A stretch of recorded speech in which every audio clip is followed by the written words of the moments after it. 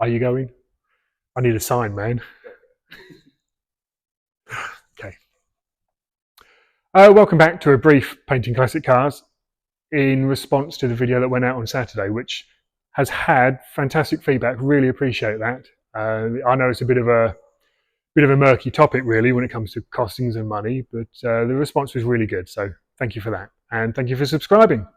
There's a couple of points on there that we just wanted to clarify because none of this is scripted, and you could probably tell. And when we play it back, I think, oh, I should have said that, or I could have clarified that a bit better. So one of the points that has come up in the comment section is £65 an hour. That's not our salary. That is what this company charges per working hour. From that come all the overheads. It would be fantastic if after every 60 minutes of the day, £65 went in each of our bank accounts, but it doesn't. We've got to pay for all of the overheads that were discussed in the previous video. So we are not earning £65 an hour each. We would be very different people, I think, if we were. So just to clarify that, that's not profit. That's an hourly charge from which we pay for all of this. Also, one of the comments was, which we enjoy reading the comments, but I'm not going to reply to all of them individually, but this gentleman did reply saying that there's a teacher, I believe, and has a £50,000 student loan, for want of a better term, for the degree.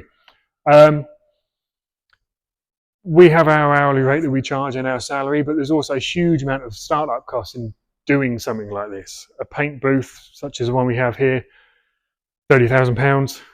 All the equipment that we need, the compressor, and so a good compressor that's going to last and do the job here day in, day out, it's £10,000 in a compressor. So I understand the point the gentleman was making.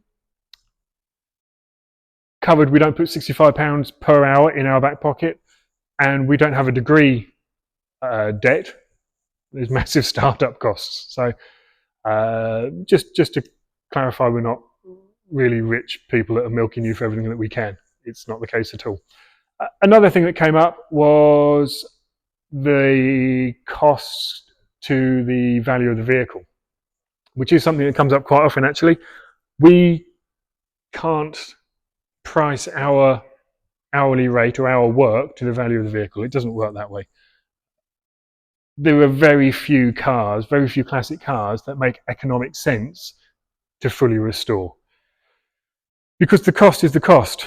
An hour with a panel hammer or a paint gun on a Mini is the same as an hour with a paint gun and a hammer on a Lamborghini, a Ferrari. The cost of the vehicle, value of the vehicle to the value of the job, there's no correlation in that.